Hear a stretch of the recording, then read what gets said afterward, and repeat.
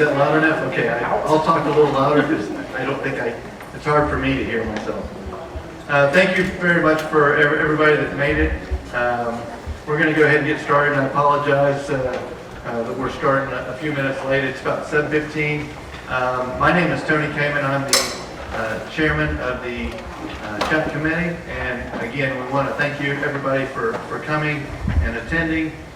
We hope that this is going to be an informative discussion, as well as to let you know about what we're doing, how we're doing it, and we appreciate your feedback.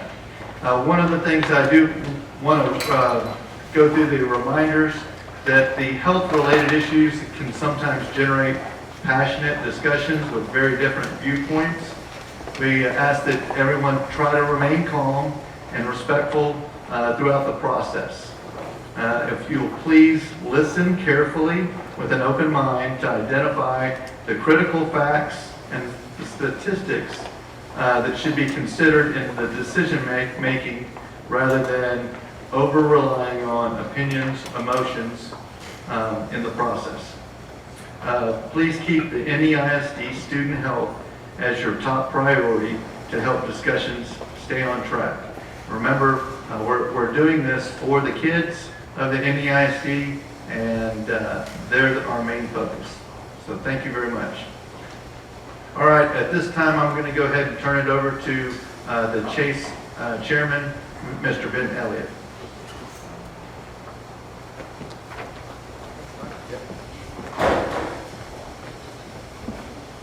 Good evening, everybody. Thank you all very much for coming.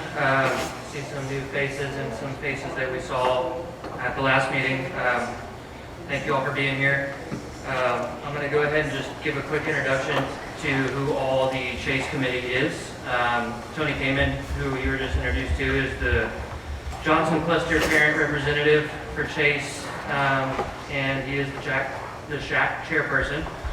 Rachel Brodeen, you see over there, Roosevelt Cluster, she is the SHAC Vice Chair. We're fortunate to have them both on Chase. I'm Ben Elliott, I'm from the Madison Cluster. I'm the chair of this committee. Diana Parker, Reagan Cluster, she's our note keeper for the committee. Ron Scheibe, he's going to be a little bit late. He's a pilot and he's going to be coming in from the airport. Stephanie Adams from Churchill, she is the Chase Vice Chair. It's her daughter's birthday tonight, so she may not make it. We understand. Sean Metcalf, he is our clergy community member. He may be coming in late as well. Katie Steinhoff, one of our employee representatives from the Health Instruction Department. Emma Kelly from NEISD Health Services. Just a quick overview of our agenda tonight. We're going to kind of go through the process of how we got to where we are with the programs that we're reviewing, getting familiar with the law, the Texas TEKS, creation of a rubric, then the review process, how we went through it, our methodology for how we worked through the various programs. A little bit about our deliberation. You're going to see tonight we're going to go into a lot more depth on the programs themselves. Our last meeting was a bit of an overview of the process, more so. Tonight we're going to dive a little bit deeper into the actual programs now that everybody's had a little bit more time to review them at your child's campus or on Skyward. Then we'll do a little comparative analysis for you all here. We got pros and cons of all of them, and we're going to show you you're going to get a little bit better idea of how we're leaning with our recommendations after tonight's meeting. We'll do a review of the laws and the TEKS, which are, our binding metrics that we have to adhere to for the, review process, which is Texas Education Code 28004 and 26008, Texas Government Code 2273, Texas TEA TEKS, Texas Essential Knowledge and Skills Criteria, which were newly adopted for 2022. Then we're going to go through the curricula, which programs were reviewed, how those programs were chosen, why they were chosen, and a little bit of detail into each program. Then at the end, we're going to have a public comment opportunity for all y'all to speak. Last meeting we did a Q&A, and we found that every It was good, but it went over the time. Everybody went over the time, and it kind of stretched that portion light. So we're going to just let y'all talk, and we're going to take notes, and at the end, we may address any facts that they use if time permits. If not, then we'll ask you to also post your question on our Q&A link, which is on the QR code that you have. You can also post your question there, and we'll answer it. All right, so the Texas laws we're going to review. As I mentioned, the Texas Education Code is the law that governs Texas public education, and in particular the HSA curriculum that we are reviewing. We'll go into a little detail on the next slide with that. It covers the requirements for abstinence focus and how to teach if you teach contraception. It also talks about the opt-in requirements. We'll do a quick overview of the Texas Government Code 2273 and the 26008, which is the parental rights part of the Texas Education Code. So Tech 28004, Section E, is really what specifically pertains to our process here in evaluating HSAE curriculum. There's 5 points that are basically the backbone of Chase Committee's rubric. These are the primary criteria that we're looking for, because compliance with the law is our first priority, first and foremost. Just a quick read through of this. You guys can see it on the screen. Any course materials and instruction relating to human sexuality, sexually transmitted diseases, or human immunodeficiency virus or acquired immune deficiency syndrome shall be selected by the Board of Trustees with the advice of the local school health advisory council. That curriculum must prevent abstinence from sexual activity as the preferred choice of behavior in relationship to all sexual activity for unmarried persons of school age. 2, it must devote more attention to abstinence from sexual activity than to any other behavior. 3, it must emphasize that abstinence from sexual activity, if used consistently and correctly, is the only method that is 100% effective in preventing pregnancy, STDs, infection with HIV or AIDS, and the emotional trauma associated with adolescent sexual activity. Item 4, it must direct adolescents to a standard of behavior which abstinence from sexual activity before marriage is the most effective way to prevent pregnancy, sexually transmitted disease, and infection with HIV or AIDS. And finally, it must teach contraception and condom use in terms of human use reality rates instead of theoretical laboratory rates if instruction on contraception and condoms is included in the curriculum. So that's the primary focus of our review. Second part that's crucial for everybody to understand in this process is the opt-in requirement. Now there's some are for, some are against the opt-in requirement, but that is opt-in has been a practice of any ISD since when? Forever? I've been here, that's 15 years. It has recently become a state law, opt-in. That state law does have an expiration date, but it is an NEISD policy and has been for many years. Which opt-in, basically the law states before any student may be provided with human sexuality instruction, the school district must obtain the written consent of a student's parent. The request for written consent under this subsection 1 may not be included with any other notification or request for written consent provided to the parent other than the notice provided under the subsection I, and must be provided to the parent not later than the 14th day before the date on which the instruction begins. In a nutshell, opt-in means permission slip has to be sent home, and that's they're individual lesson specific. So say a program has 12 lessons, that permission slip for opt-in will individually list and give an overview description of each lesson. So a parent can choose to make an informed decision to opt their student into, a percentage of the lessons, none of the lessons, or all of the lessons. If that permission slip is not signed, then the student does not receive the instruction, which that's the difference. Opting out would mean you have to sign to remove them. Opt-in means you have to sign to put them in, otherwise they do not receive the instruction.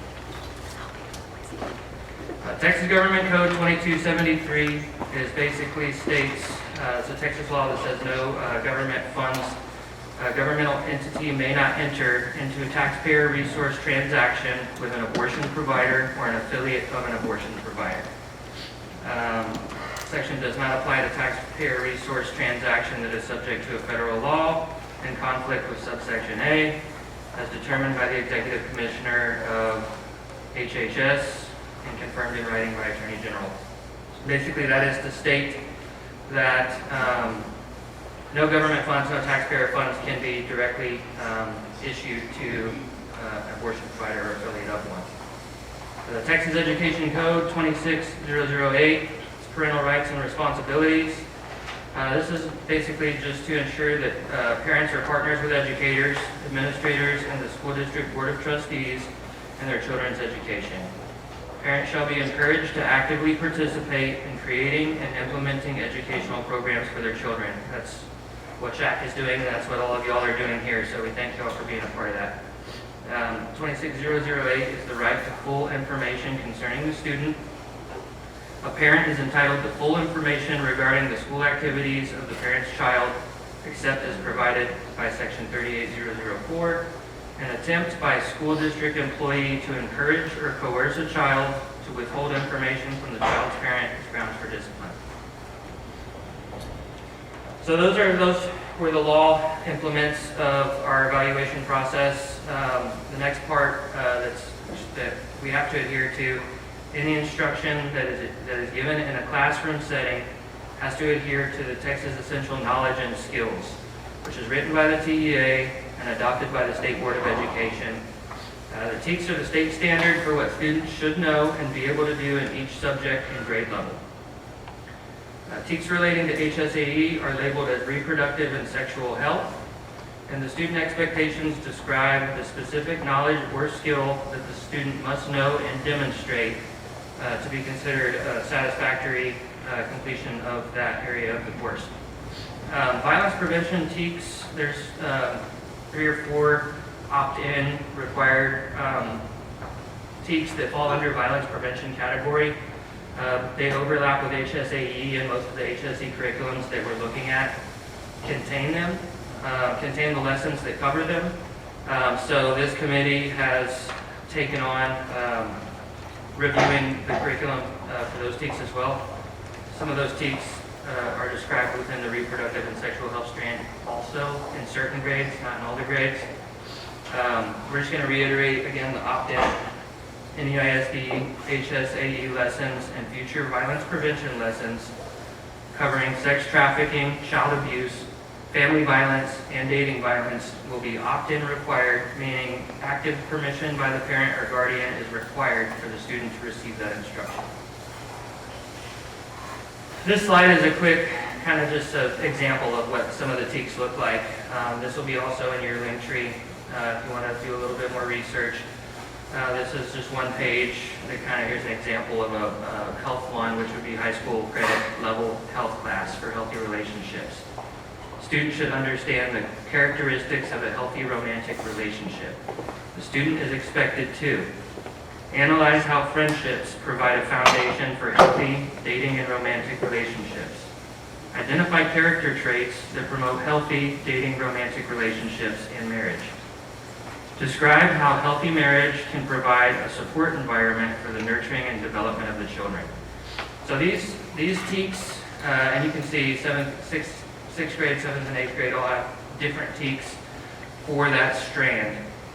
And those TEKS are what have to be included in the curriculum, right? So there's been some concern in some of the public comments that we're seeing over abstinence only, right? People are thinking they see abstinence centered and they're thinking abstinence only. Well, Texas Education Code only defines the abstinence aspect. The TEKS is what goes past that, right? That's what gives us the individual, here's another example, personal safety limits and boundaries, right? Healthy relationships. So all of these TEKS also have to be met. We don't have the discretion to say, no, we're not. Contraception, right? Condom use, STDs, those are in the TEKS in different levels to different capacities. So We are making sure that any programs that we select must also adhere to those standards. Now we're going to kind of go into some of the review materials. This is just an overview, little recap for those of you that are involved and understand what's going on, have been watched the video or came to the last meeting. You'll know that we started this process with 4 programs in a banker's box to look at. Those 4 programs were a STEAM journey, choosing the best, big decisions, and Glencoe Teen Health, which you see crossed out there. We'll go into a little bit more detail as to the why those were removed for consideration. But because they were removed from consideration, leaving us with only STEAM and choosing the best, the committee decided amongst ourselves that we needed to bring in other options to look at. So we reached out, tried to find resources on suggested programs for us to review. Heritage Keepers came up by one of our committee members. That was part of a call with other SHAC parents around the state of Texas, other SHACs, not any ISD, but I think Northside, Corpus Christi ISD, and some other SHAC parents from around the state. And it was brought to light that Heritage Keepers was recently adopted for Corpus Christi ISD, who's a relatively large ISD, over 30,000 children. So we thought, let's look at it. Jennifer Aguilar, our PE and Health and SHAC coordinator, was very active in reaching out to the publisher of that program, and the publisher of that program was very quick to get us materials. I think we had materials within a week of asking for them to start reviewing. We'll go into QR code here, just kind of diverting you back to the link, but I'm going to read through. You also may have received a printed copy of this when you walked in, but I'm going to read through an email from PE and Health Director Jen Aguilar, and this is going to explain how these programs were selected by the district to review. To determine the instructional materials to include in the HSAE and abuse violence prevention curriculum process, the PE and Health Department began with a commitment to continue the use of evidence-based programs or evidence-informed programs, which include the currently, at the time, the currently adopted programs Draw the Line, Respect the Line for middle school, and Big Decisions for high school. As you all know, the HSAE curriculum was suspended for this past school year. That was based on a decision made by PE and Health when the new TEKS were implemented. There was some concern that the TEKS were not fully covered. The new TEKS were not fully covered with the current programs, so that's why we are where we are today. Anyway, the search for additional program was expanded using tools provided by the UT Health Science Center of Houston and their Choosing and Maintaining Effective Program for Sex Education in School, or iChamps, resources. This includes the Evidence-Based Program Selection Guide, a consolidated listing of 21 EBPs found in the database of the Office of Adolescent Health and/or the National Campaign to Prevent Teen and Unplanned Pregnancy. Upon reviewing program information such as target population, effectiveness, program length, training requirements, the PE and Health Department began to identify or eliminate programs based on feasibility for the time frame and/or the structure of the health courses and proven effectiveness with districts similar to any ISD. Next, the PE and Health Department examined a list of 13 evidence-based programs and evidence-informed programs that were reviewed by faculty and staff at the University of Texas Health Science Center at Houston for compliance with the TEKS, as well as Texas Education Code 28.004. This list helped to identify additional programs to consider or eliminate based on the percentage of TEKS covered, as well as compliance with the law. In fact, our currently adopted middle school program, Draw the Line, Respect the Line, was eliminated because of a very low percentage of TEKS covered. Based on familiarity with McGraw-Hill during the previous year's textbook adoption, PE and Health also provided teachers the option to include the middle school and high school McGraw-Hill companion textbooks for consideration. Although they are not an EBP or an EIP, the companion text did meet 100% of the HSAE TEKS and the abuse and violence prevention TEKS. This would allow for customization of chapters to include or exclude. 2 additional programs were suggested for review. First was Choosing the Best, which was suggested by some of the current health teachers because it was a program used in the past by any ISD, and it appeared to meet the previous criteria used to select programs, target population, effectiveness, program length, and training requirements, as well as the TEKS and the Texas Education Code.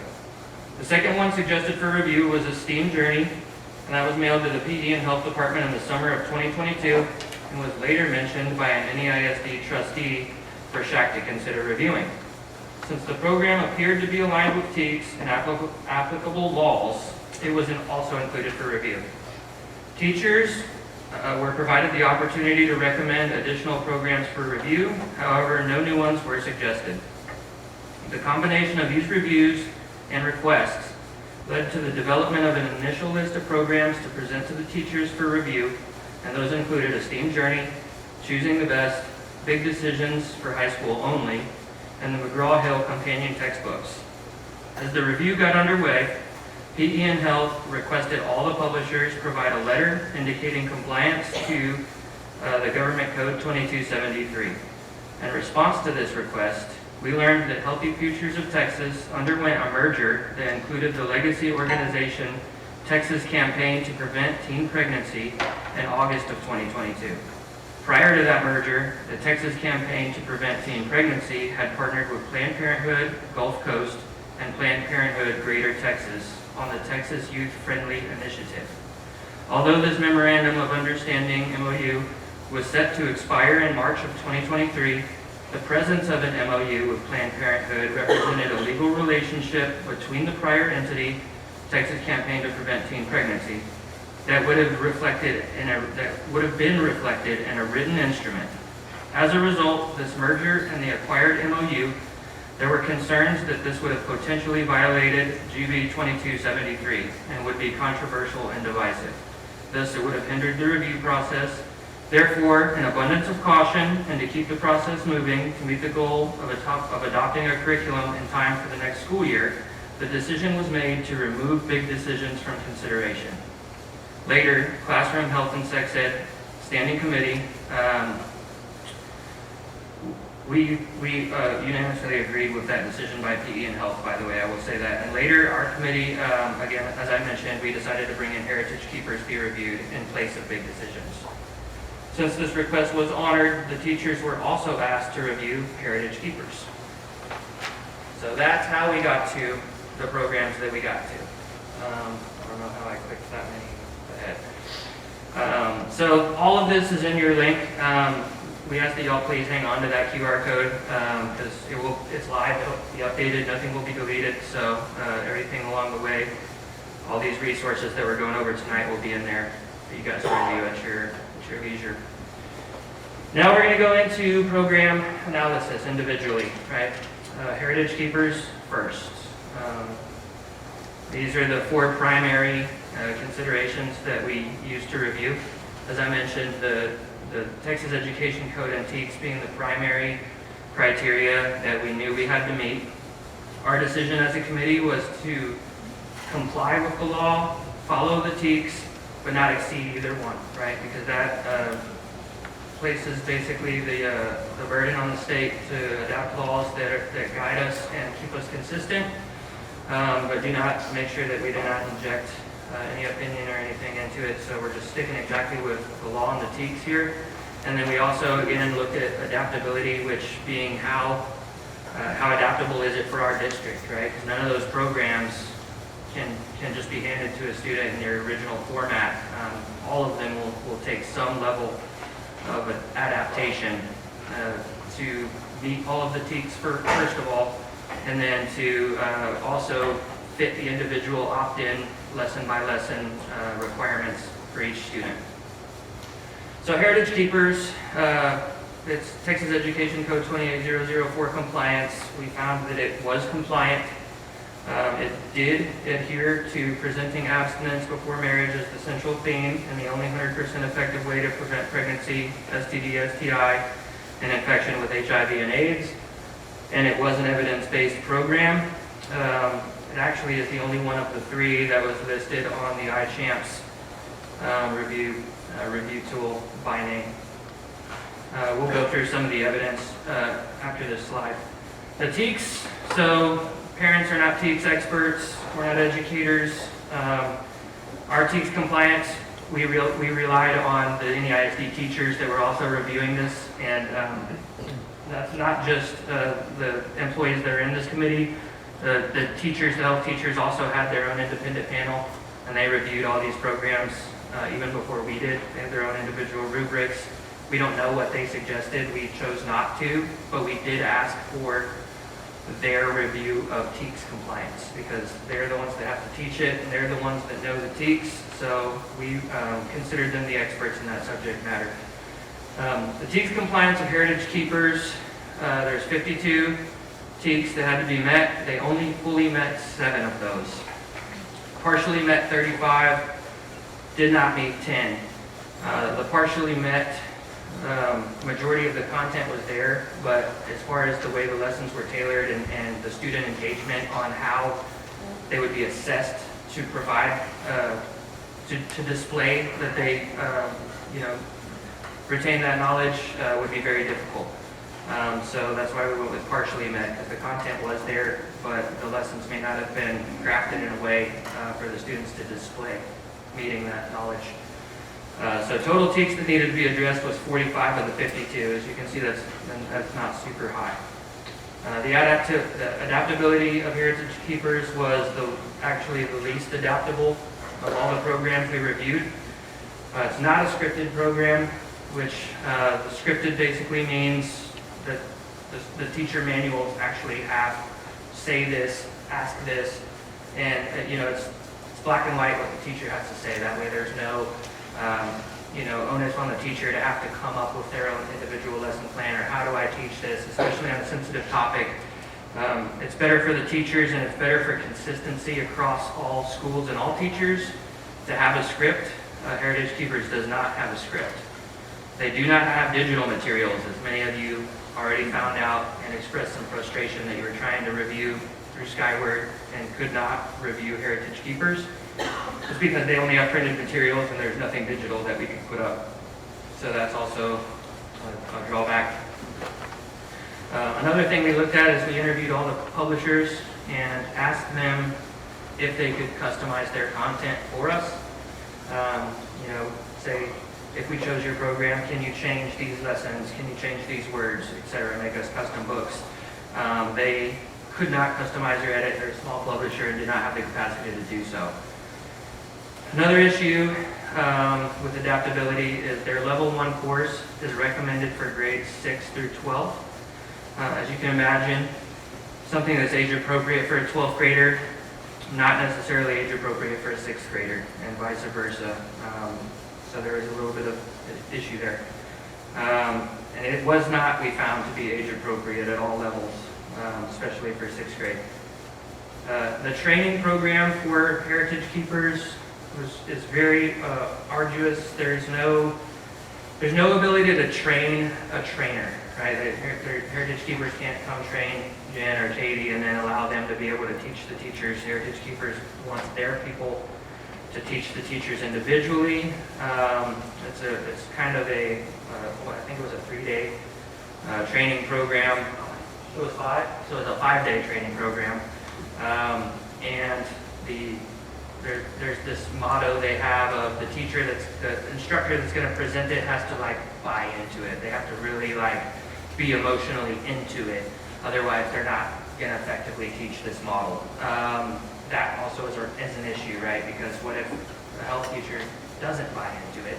What are we going to do? Ask a math teacher to do it? That doesn't really work. So the adaptability is very, very low on this program, as you can see. And then we looked at accessibility, which how accessible is it to parents, to teachers, to children? Again, no digital materials, only printed. Publisher cannot edit the printed materials. There are no videos. There was a video, but they didn't own the video. They didn't own the copyright, and the person that did own the copyright didn't release it to us, so we didn't get to review it. So we were reviewing it as if there is no videos. Program only contains 2 levels, level 1 being 6 through 12, which we talked about. Level 2 is 9 through 12, but they require level 1 to be taught at all levels before level 2, which that was an issue. There is a Spanish version available, which I guess is a pro there.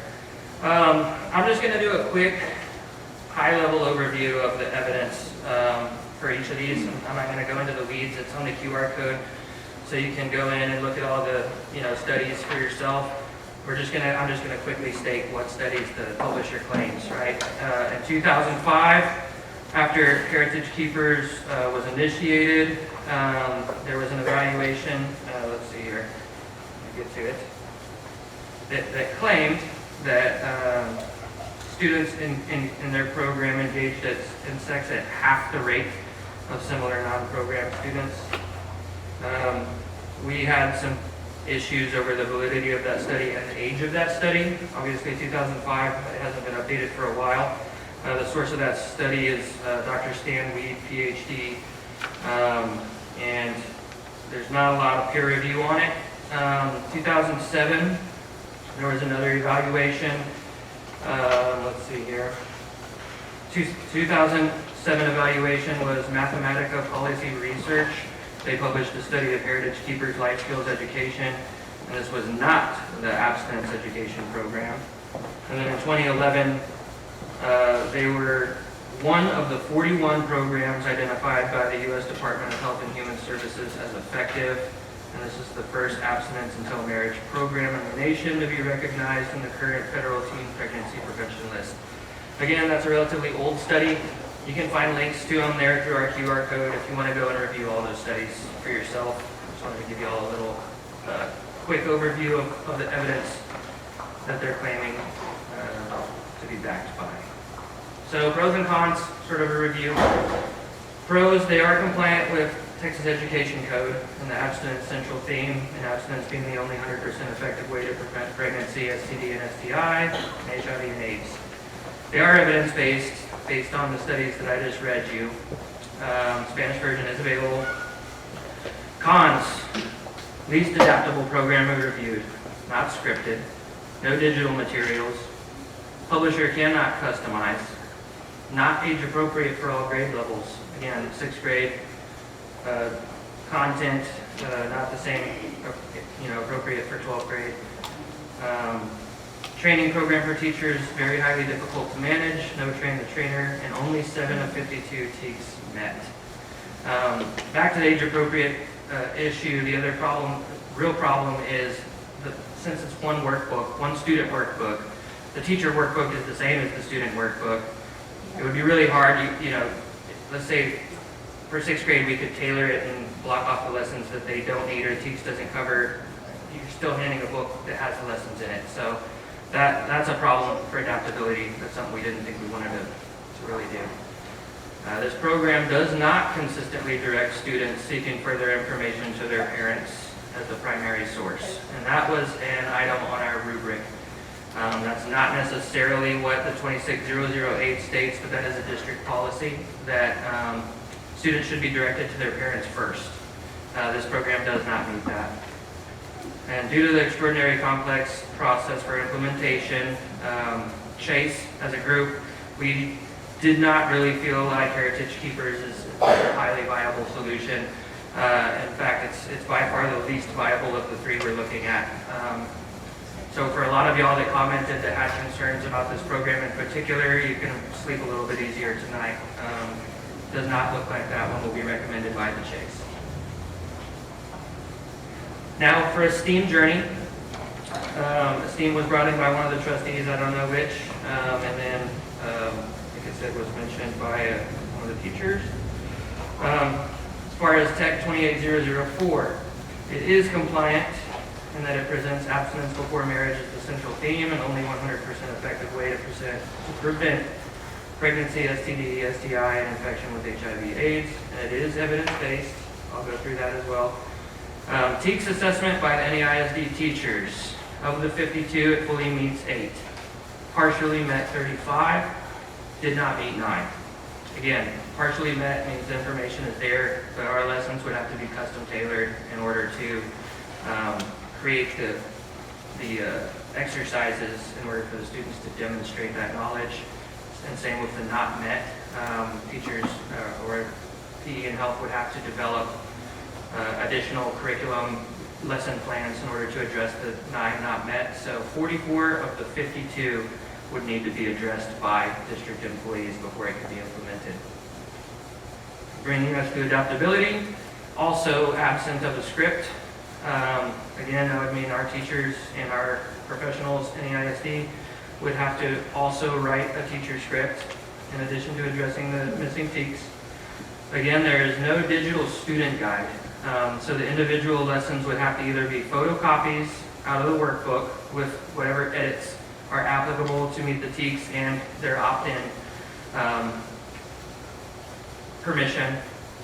Let's see. Or we could, it's same thing with the workbook. It's a take it all or nothing workbook. So we either have to photocopy or remove or cover the pages that were to be omitted or not opted into.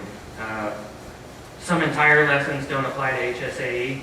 STEAM is, we found, to be more of a overall health curriculum. It covers a lot of other health TEKS that are not HSAE. It has a lot of good content, but it's just too much content. It's not HSAE specific. It's more of a general health program. And again, the digital content, there really isn't one. Y'all could see it in Skyward. Well, what you saw was basically just the student handbook with the answers written in it, right? That's what the teacher guide is as well. It's the student guide, but with the answers filled in. The workbooks contain lessons that go beyond just HSAE, which I talked about, and more of a health curriculum would require a lot of omission, a lot of edits. So I'll do a real quick overview of their research. Theirs wasn't super current either. They do have more peer-reviewed research, I will say that. Their sources are their Health and Human Services, National Longitudinal Survey of Adolescent Health. And then let's see here. They have a lot of points and data that you can read if you go to the QR. I'm trying to just keep it at a higher level here.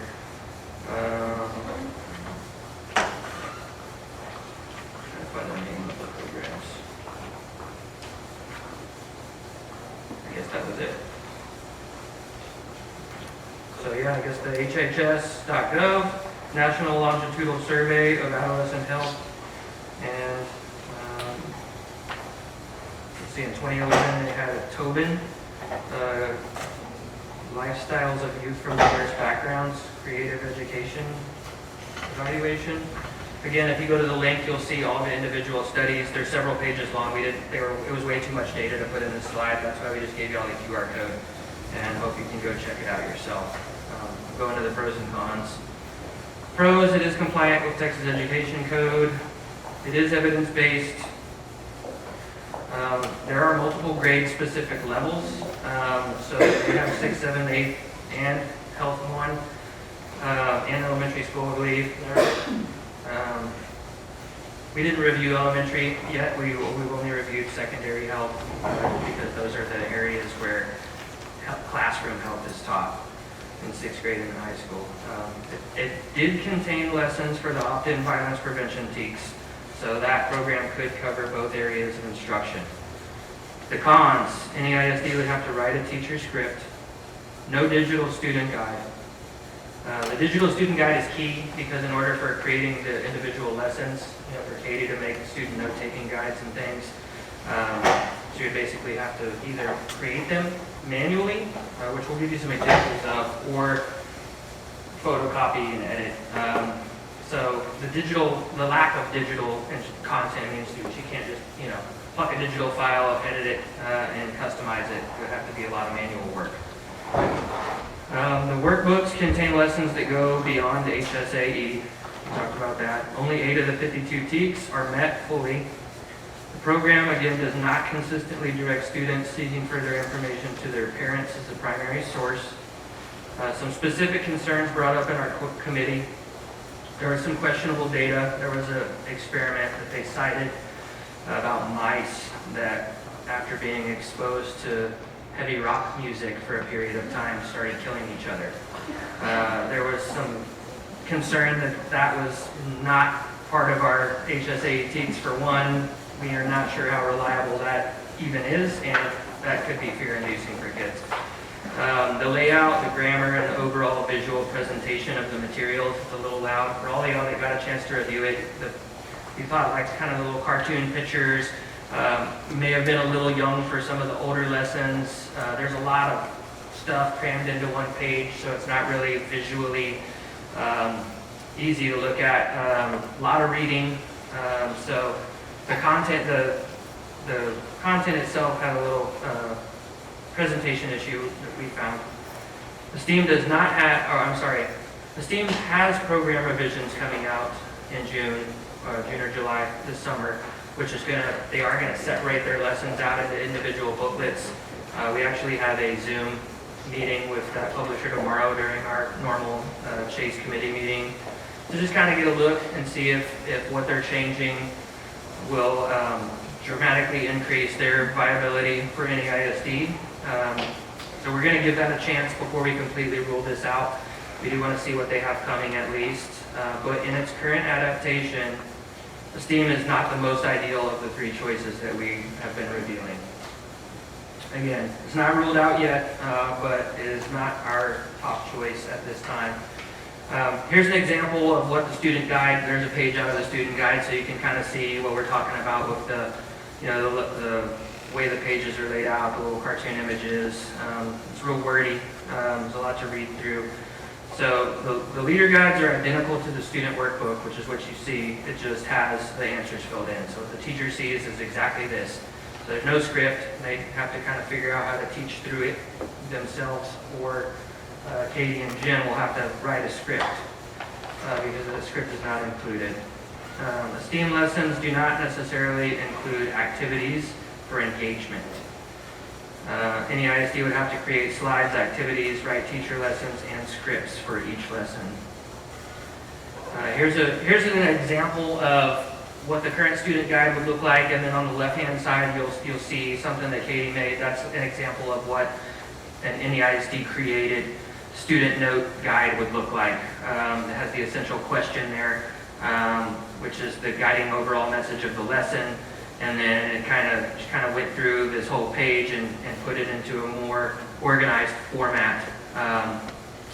It creates, helps the teachers ensure a student receives instruction only in the areas that their parent has opted them into, right? If there's something on this page that was not opt-in, but part of it was, then it could be customized on the student note-taking guide. And they would include the same information as the book to follow along with slides, but again, the slides are not currently included with the STEAM. So this guide was created just by using the booklet. This is just an example. So that brings us to choosing the best.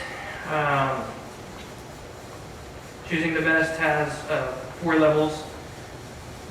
They have 7th and 8th grade, 6th grade, high school. That's what we reviewed so far. They do meet, well, let me rephrase that.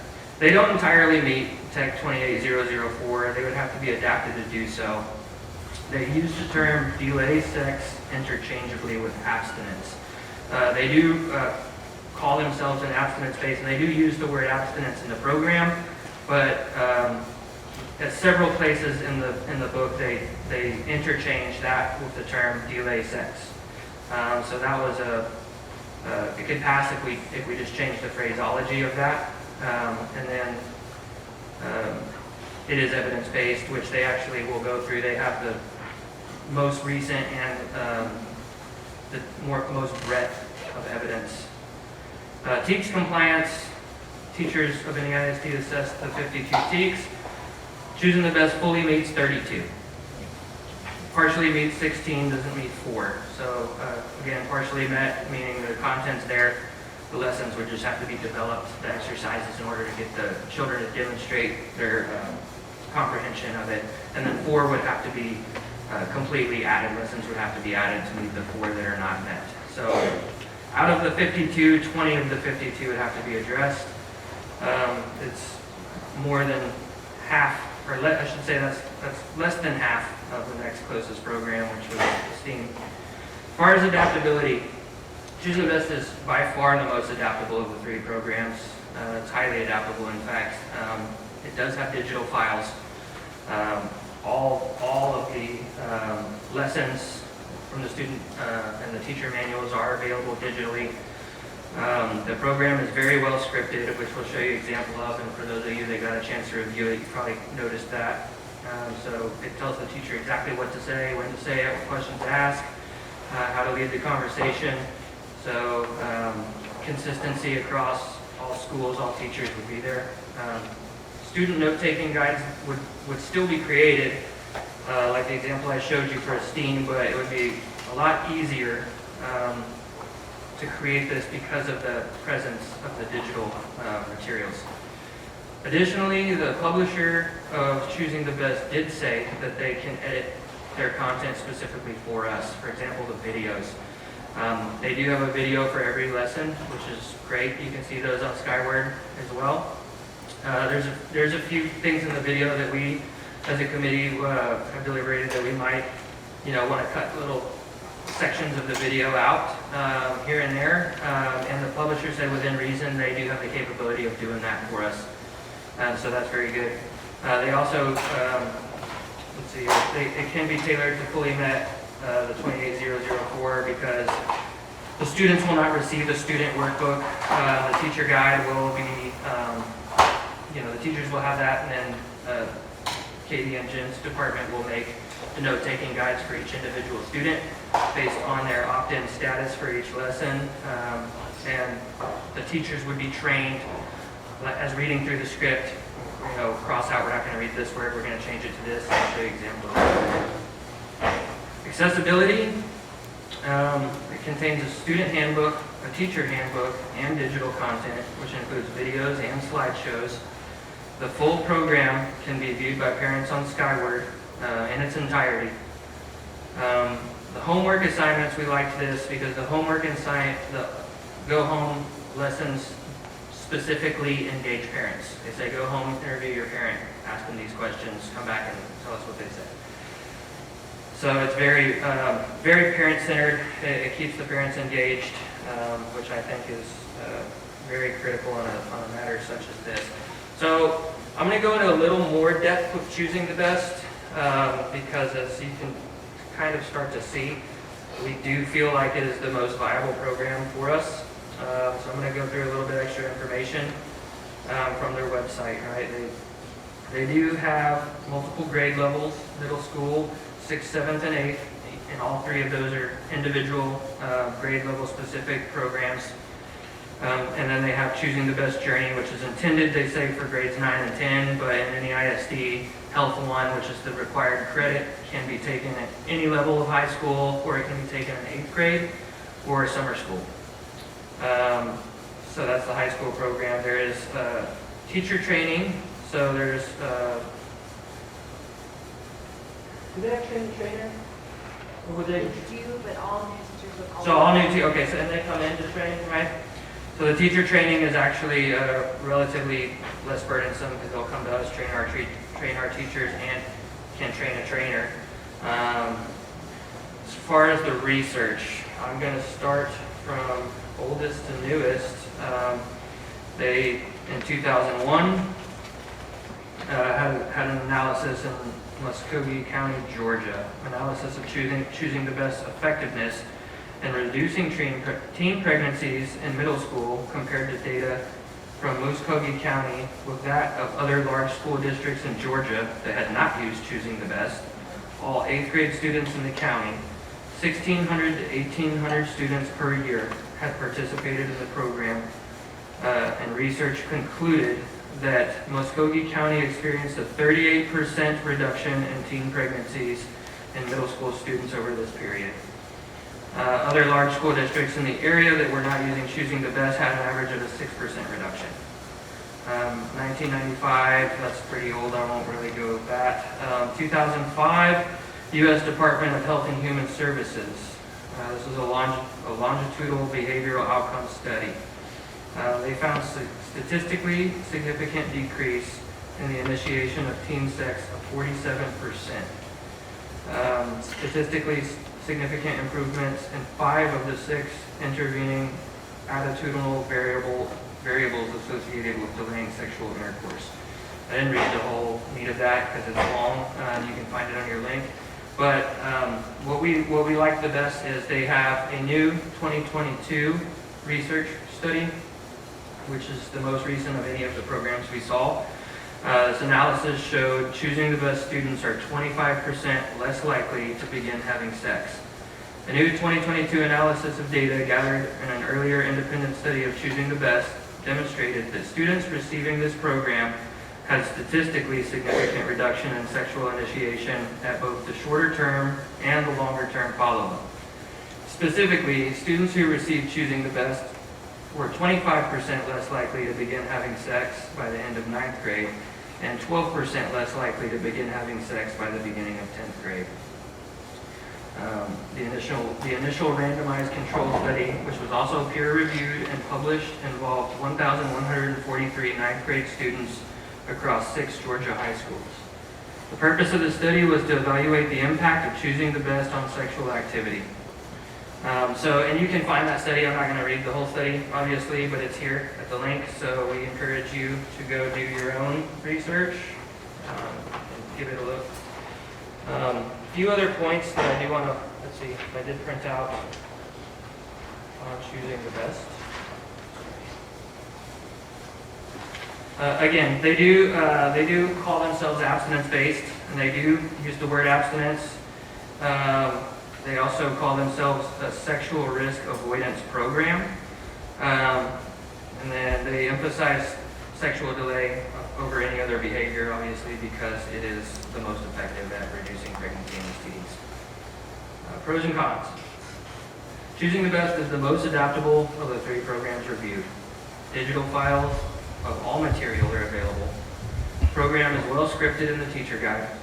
Student note-taking guides could be easily made on student-specific basis based on opt-in status for each lesson. Contains lessons for the opt-in violence prevention TEKs, which are integral into the program. Publisher can't edit videos within reason per our recommendation or the board's recommendation. It is evidence-based with the most current and up-to-date data analysis of all the programs we reviewed. It can be easily tailored to fully meet 28004 with the wording changes, using abstinence in place of delay sex. The full program can be viewed on Skyward. Parent-guardian interview homework assignments involve the parents and guardians, and 32 of the 52 TEKs are fully met right out of the box. Cons, again, uses delayed sex instead of abstinence. Does not list specifically the parent or guardian as the first resource for clarification in several areas, which is a district policy that is, and to encourage the student to their parent or guardian always first. The program actually specifically says if you want additional information, go to your school counselor or nurse. We would recommend that be changed to use the word go to your parents, but again, could easily be done in this program. So committee member concerns that we discussed in our deliberation sessions here. There's a 6th grade STD lesson that goes beyond the TEKs. We'll show you an example on the next slide. 6th grade videos potentially normalize sexual activity in 6th grade and potentially desensitize the students. That goes back to some areas where we could just ask them to, take 5 or 10 seconds out of the video and it would eliminate that. The term safe sex is used in the high school material. Our recommended edit would be safer sex, because we all know that there is no safe sex. There's no 100% safe sex. As you see on the top right there, this is definitely our leading candidate at this time for Chase recommendation to be voted on by the SHAC. Again, that's pending review of STEAM's potential edits, which we'll see tomorrow. Outside of them becoming extraordinarily more adaptable, this is definitely the leading candidate for many reasons. Also, it seems like from the feedback we're getting, Parents that are out reviewing the content seem to also prefer this program to the 3 that are out. Just a little additional info, choosing the best medical accuracy. They claim this based on the Administration for Children, Youth, and Families, the ACYF, within the U.S. Department of Health and Human Services. They have completed a thorough and objective review of medical and scientific information and choosing the best and found them to be medically accurate. Choosing the Best is committed to providing medically accurate information based on research from sources such as peer-reviewed published journals and government agency publications, such as the CDC.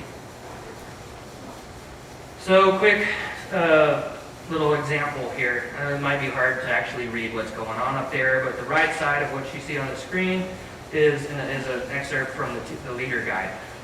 What you see in the white box here is on the right, that's what the student book would look like, but we're not giving out student books. And then this in the gray is the script, is the teacher instructions, right? So you see here, read the first paragraph about HPV, then read the statements about the symptoms, getting responses from the class. What you'll see here, these lines through, this is what it would look like.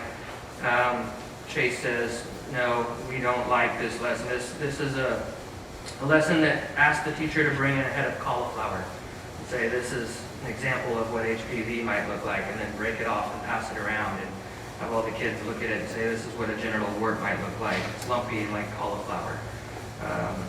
Doesn't make us want to eat a salad. We don't think that activity, there was another one about bubble wrap, right? Bring in bubble wrap and use that as a visual cue for an STD, which A, is not extremely representative of the actual truth of the infection, and we just felt they went a little bit past the teaks. So we would cross that lesson out and add new activity directions. So they would just, the teachers would be trained, hey, you're going to skip past this part. Here's your new activity that you're going to teach, which is how this becomes so much more adaptable, because the student never sees this book, only the teachers do. And then the script continues. Read the set of statements about the treatments and risks. Read the last note on the page, taking responses from the class. Hold up, here's the bubble wrap. Hold up the bubble wrap used in packing materials, pop a few of the bubbles. And then it goes on to talk about the next activity we're going to talk about is genital herpes, right? So teacher script here, it guides the teacher through exactly what they're supposed to say. Here's an example of what a student note-taking guide would look like, since they're not going to be getting a student workbook that Choosing the Best makes. Any ISDEP and health department will be making the note-taking guides that the students get.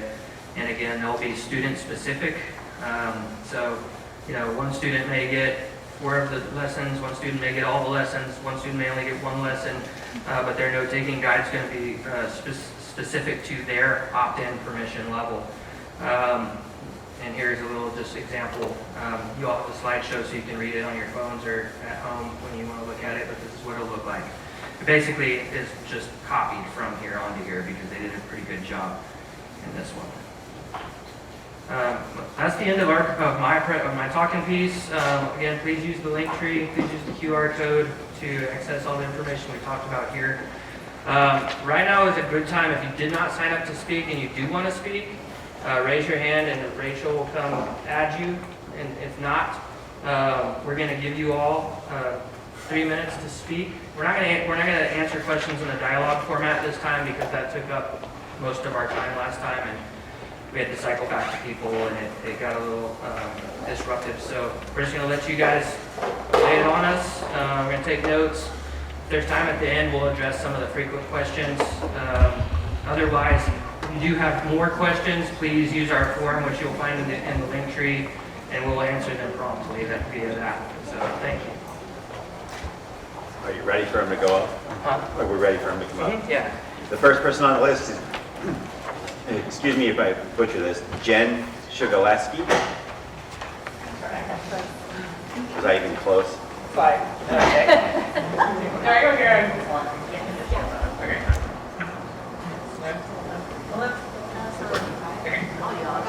No one talking to you. Yeah, I'm recording.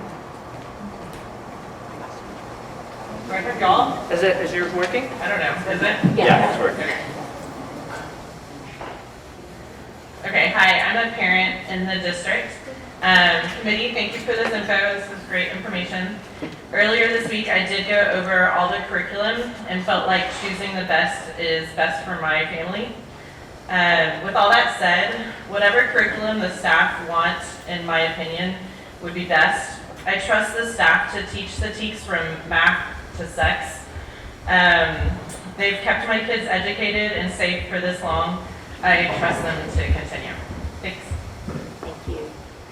Thank you. Next is Tina Castellanos.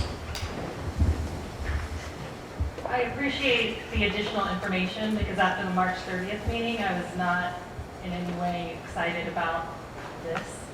I appreciate the clarification on heritage keepers because that's exactly what I found. And for them to say that they're peer reviewed is absolutely false. The one paper written by Mr. Weed is unpublished. Unpublished, that means not peer reviewed. If it wasn't published, nobody else looked at it. And everything that they have on their website just circles back to the one thing, right? I would say, so I actually was on the SHAC committee, this committee, back when we chose the last sexual health education program. I appreciate the staff members utilizing the iChance tool. That's what I asked in my letter to you. You know, we had UT Health Science Center come in and talk to us about it, but I appreciate that the staff members did that.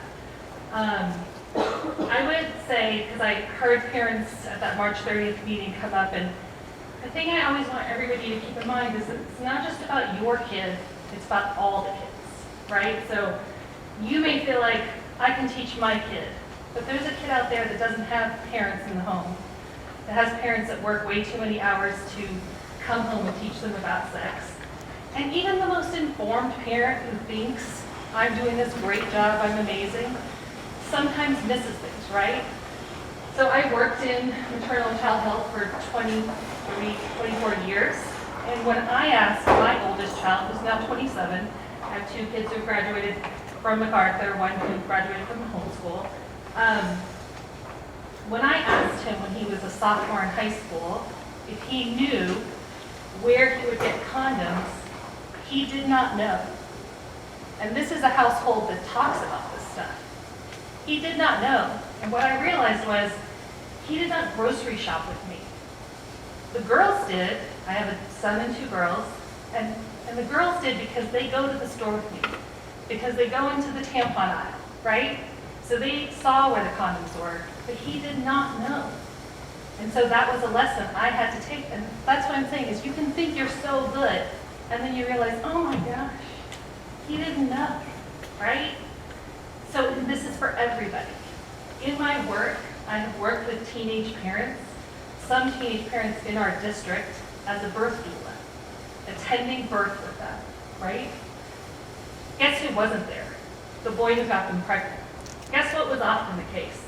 They got pregnant the first time they had sex. The first time. And many of them have no idea where that baby comes out of. They think it's literally coming out of their butt. They don't know. And we laugh, but it is 100% true, right? That's time. They don't know. Thank you, Right? Ms. So that's the Castellanos. point. That's time. Thank you. Thank you. Jen Ramis. Do we want to remind them that it's 3 minutes just so that they have It's 3 minutes.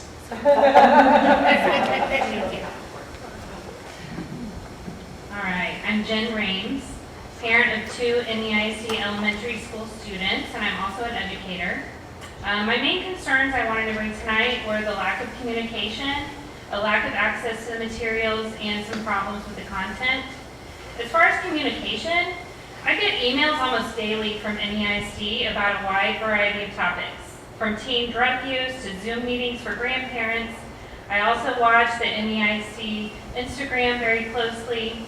I received no communication at all about SHAC, this review process, or how parents could give feedback. I only discovered any of this a week ago after investigating why my child had not been offered maturation class this year, and the lack of communication is leaving parents in the dark. As far as the materials, at your last meeting on the 30th, the availability of materials online was mentioned as something of importance to you all, and yet you chose to include a finalist that had 0 materials available in Skyward. and that was confusing and concerning to me as a parent, and I'm glad that you've now addressed that again. And then as far as content, of the 2 programs that I felt should be considered based on the availability of the materials for review, the Esteem program I thought offered confusing and cartoonish content. The Human Sexuality and Abstinence Education program offers a unique opportunity for youth to learn about their bodies, their health, and their decisions. And the Choosing the Best curricula offers a scientific and professional materials, and I think should be the SHAC recommended curriculum out of the 3 choices. So thank you. Thank you. Thank you.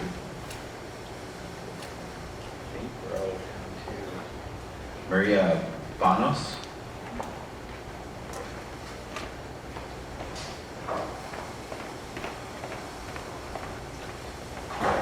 Hello, good night. I don't have clear if the McGraw-Hill materials are going to be included or not. It doesn't work. I'm going to address that real quick because I'm sorry.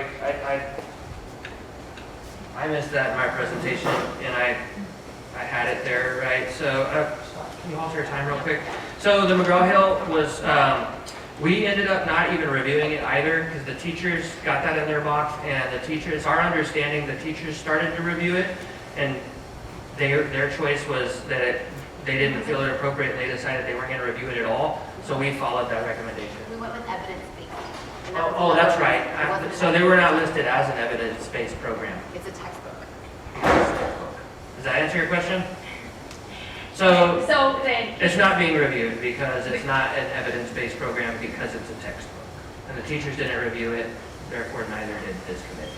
okay, but just to be clear, if it is a textbook, they have it, the students have it? They have the textbook, the HSAE is a companion textbook. It's external from the health book. It's So- completely different publishing. So they do not have it. They have the textbook, but they do not have the companion HSAE guide, Health book. the health, They have the health HSAE. textbook. Huh? They have the health textbook. Is that what I said? They have the health textbook, not the sex ed companion. Okay. All right, restart your time. Thank you for the clarification.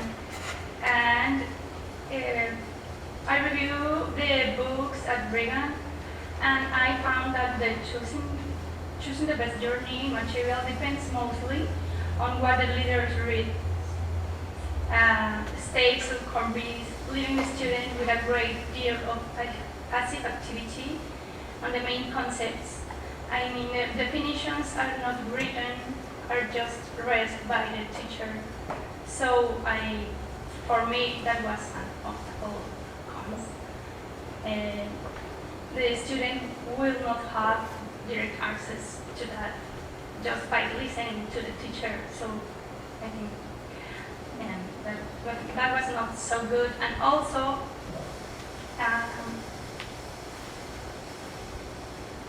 this material, the choosing the best journey, focuses, I think, more on alerting about the damage or harms of having sex or being sexually active, but not so much about the benefits of abstinence. Making it, for me, the impression was making the abstinence something almost impossible or as difficult but necessary task that must be accomplished. I think it was not so positive. And one example is the one that you had already mentioned about the term delaying sex. And it says, for example, in page 44, delaying sex, ideally until marriage. So I think it doesn't go according to the Texas code. So I think that we should be really detailed approach in those phrases. And that's all. Thank you. Thank you. Sorry, as I get to sit in the back. Thank you again, SHAC. I can tell how hard y'all worked. It's beautifully done and very well put together. I want to go ahead and address one of the parent concerns. Thank you. I'm going to butcher the last name. I agree. I believe your information is an exact is a great description of why we need to choose very, very good sex ed. Currently, in the state of Texas, it is illegal. It is illegal to have sex under the age of 17. It's also illegal to smoke under the age of 18. In the same way, I wouldn't teach a student where to buy cigarettes. I wouldn't teach a student who is not legally able to consent to sex how to have sex or where to get protection for said sex, because it's just illegal and it's not, it's just breaking the law. So the success rate of Heritage Keepers, I was excited to hear that. Not excited for choosing the best, but I understand you have to work with some adaptations. And so I'm glad y'all have looked at all that. However, I always would encourage the higher success rate would be the better program for our students. And then also, in the past, choosing the best has had some additional services in the back of their books. They have included references or at least promoting Planned Parenthood by using their letterhead. Here, you can go here. That was back in 2012, so I'm not sure if that was in y'all's particular packet y'all reviewed. But just on that note, how would we ensure adaptations will be implemented, such as the other young lady brought up about how we're not going to use certain terminology or we're going to point students towards parents first. Thank you. Can you ask that question on our Q&A or type it in the Q&A? Okay. Please, thank you. Is there anybody else that did not say yes or that I missed that would like to speak at this time? And that's everybody. Ben?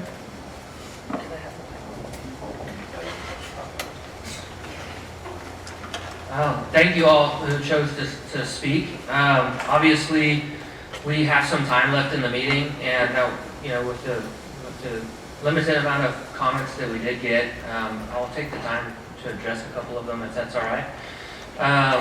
Kelly, since yours was the freshest, the ensuring adaptation, that's a concern that our committee has brought up specifically, right? Because that's a concern that we also share.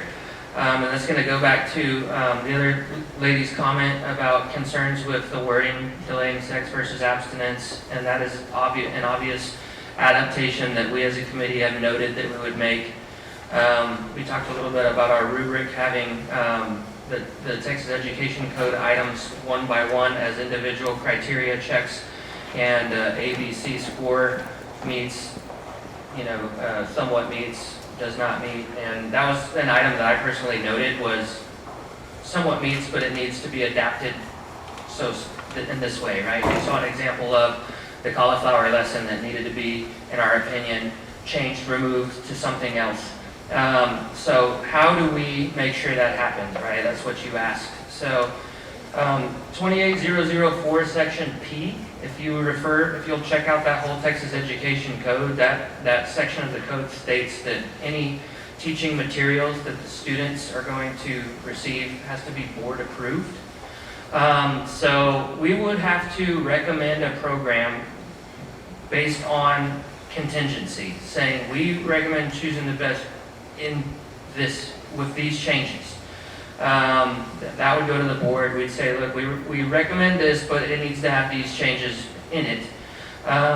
If the board decided to adopt our recommendation, and that is the program that was selected, then any ISD would receive those materials, and PE and Health would start creating the note-taking guides, adjusting the leader guides, etc. And before the material is taught, before the student receives the materials, it is our understanding with further clarification that would have to go back before the board again, before the students can receive it. Did you have anything to add to that? So again, we share your concern too. It will require a little bit of trust because at the same time you still have, how many secondary campuses, Katie? 21. 21 secondary campuses, and every secondary campus will have more than one teacher, so getting the teaching consistency right. That's where a scripted program is going to be hugely beneficial, even if the script has to be slightly tweaked. But again, we're going to, if we proceed to recommend it, we're going to recommend it with contingencies, not just we recommend this program outright. We are going to recommend it if this, and this are changed. And then, as I understand 28004P, the final adapted materials would again have to be board approved. Does that answer your question? I feel like there was another question that I wanted to address. Did I? Which curriculum the teachers recommended? So we don't know that yet. We actually decided we don't want to know until we made an organic recommendation of our own, because we didn't want to be influenced by their decision. After our meeting tomorrow, which is the last Chase Standing Committee meeting before the full SHAC meets again, which that happens next Wednesday on the 19th, which we do have an agenda item to make to present our recommendation to the full SHAC at that time. This second public meeting fulfilled the public meeting requirements so that now we can take a recommendation to the full SHAC and in turn be taken to the board. We're going to decide tomorrow if we're proceeding to recommend choosing the best. Again, Esteem's potential changes have the potential to cause us pause. It's going to depend on how drastic their changes are, because there's a lot of work that has to be done with Esteem in order to make it viable, but we want to give it a chance.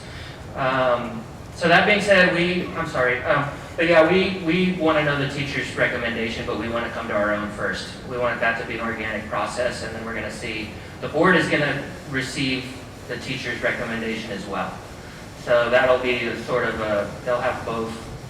The board at the end of the day makes the final decision. We're just an advisory council. We're not a governing body. We can't make the decision. We can only make a recommendation, and at the end of the day, the board of the trustees will adopt it or not. So you mentioned Esteem potentially, making the changes. You want to hop on the mic? So just since we're recording this, that way it'll capture your question. I'm sorry. Thank you. Okay. I am pretty loud. I don't know what the mic can do. But so you mentioned Esteem potentially, making potential changes that will potentially change our minds. Will the parents then get to review that again? Is that going to delay? So we're going to get a preview of the changes that they're saying they're going to make. The change program won't be ready until June or July, right? So again, if there was some sort of drastic change that made us think we need to review that before we proceed making a recommendation, the whole process would pause. I wouldn't say start over, but it would pause. So that's also obviously a heavy consideration, right? We very much want to have a program in place that the teachers can train over the summer, not have to be pulled out in the middle of the school year. So that is a consideration. So to answer your question, yes, but that wouldn't happen until after July. Okay. And then I have one more question, and I don't know if it's a you guys' question, but the mention of elementary students not receiving the maturation instruction and all of that curriculum, is that, we clearly didn't review that in the textbooks. Where is that coming from, or how is that working? What is that? We haven't reviewed it yet either, so. But is that part of SHAC? Yes. Yes. It's part of sex? Yes. And it was Okay. paused this year. Right, that along was with paused, everything but we else. haven't reviewed any of that. Does that mean it'll Because- be paused for an additional school year? So No. that's a really good question. Elementary maturation is a one-time lesson, so it's 1 hour for the grade levels that it's offered to. And so that's something that if we get through secondary materials this school year and they can start those, then we can review elementary maturation in the fall of next school year and still have that, the entire process with parent opportunity to review and meet and talk about it in time for that still to be offered next school year. Since it's a much shorter lesson, it's easier we can wait a little bit longer and still have that ready to go for next school year. Does that answer your question? Yes. I'm going to address Ms. Rama's comment about the lack of communication. That was something we discussed as well, that's above what we can do as a committee. And that is something that is being discussed and being shared with our board of trustees about how it was pushed out. It was above everybody in this room's pay grade on how the communication was sent out. I will say that it was posted on our school's door into the office. It's been posted ever since the Tuesday right after we came back from the 2 weeks of spring break. It was right there in black and white on the door. It's been there the whole time, but it wasn't well marketed. And I followed up on that because I had not seen it, and I was waiting, being part of the committee, I was waiting to see it come out from our school, and it had discreetly been put up because that's what they were asked to do. So that is something that is being addressed by this committee to the full SHAC, and then also up to our trustees for potentially the district to work on their decisions on how they communicate things. We were also not happy with how that was done. I'll just say that I think that's, just to add on to that is, we appreciate everybody that made it here today for today's meeting, and we appreciate the people that came to the previous meeting. But if you look around, there's a lot of empty seats, and we've got a lot more parents that still don't know that we had the first meeting or that we're having this meeting. And so there still is a lack of communication that we can all help work to improve that. It is an important thing, an important issue in the fact of what we're doing here. And I appreciate you coming up and as a parent, but also as an educator, because I get the s'mores from Johnson High School. I don't get it from the middle school or the elementary, so I don't know if this information got out to those levels.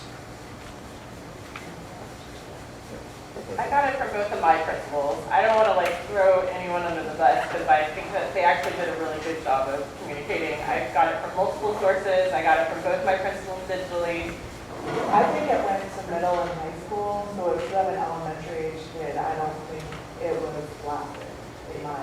Yeah, I think it might have fallen, to your point, it might have fallen at the principal level. I don't know. Again, like Ron was saying, that we would have loved for that flyer to be, well, I mean, we had it ready before spring break.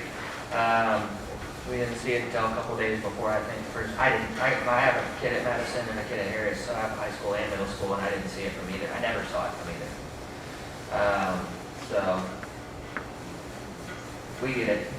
Like I said, we would like for all these seats to be full, but again, if nobody else has anything to add, yes, ma'am? I'd like to add regarding making the edits and adjustments Is there to any way you programs. can talk on the mic just so it'll record well? Making the edits and adjustments to programs and that concern. When Big Decisions was adopted, there were edits to that program.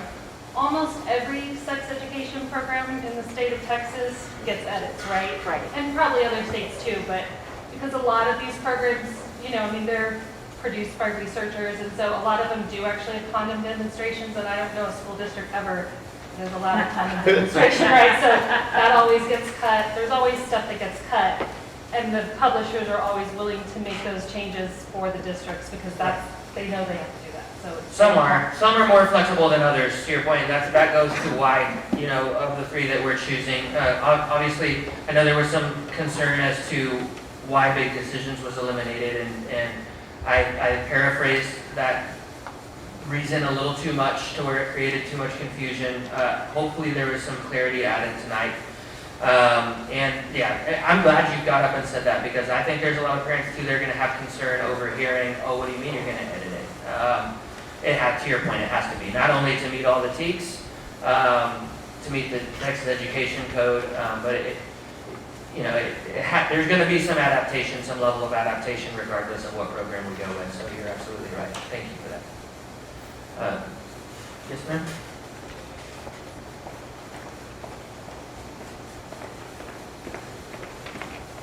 Thank you. Just another. In the same book, it was Choosing the Best Journey. There is a chart about the failure rate, about avoiding unwanted pregnancy. My question is that if the curriculum is going to include the contraceptive methods, and if it is going to include, I thought that the chart should be holistic, not just about the failure rate in the same page, but also the exposition of how the exposure to HIV and STD in the same, because in this book it comes up in the page 23, and then about the failure rate at avoiding unwanted pregnancy, but then about the diseases it comes till page 31. Okay, so it should be the same. Yes, exactly, because if not, it is not meeting the Texas code. Right? Yeah, so, and I'm not sure what journey, which level that one is, but so our goal, and just to quick reiterate, our goal as a committee in whatever edits we do recommend is to 100% meet the TEKS, meet but not exceed the TEKS, right? So if that example that you listed fails to meet the full breadth of the TEK, right? And especially if they're two different lessons, to your point, if maybe a student is not opted in to one lesson but is in the other, and it's talking about the success rate of contraceptive, right? That might be something we'll have to evaluate, and that would be something that would be great for the public to still continue sharing feedback on, knowing that some adaptation has to be made. That might be a good suggestion that you can throw on our form as well. But if you review the TEKS, right, say it's a 6th grade lesson, whatever's in the 6th grade TEKS, we have to make sure we adapt to meet, but our goal is to not exceed, right? So if the TEKS stops, at pregnancy, then that's where we stop, right? Does that make sense? Like the skills, we're trying not to apply our opinion or emotion to it and say we think this should be taught. We're relying on Texas Education Agency's guidelines because they're the ones that are the state agency that is supposed to tell us what content is age appropriate at what level. So we're trying to strictly adhere to it, but not go beyond it, if that makes sense. Thank you.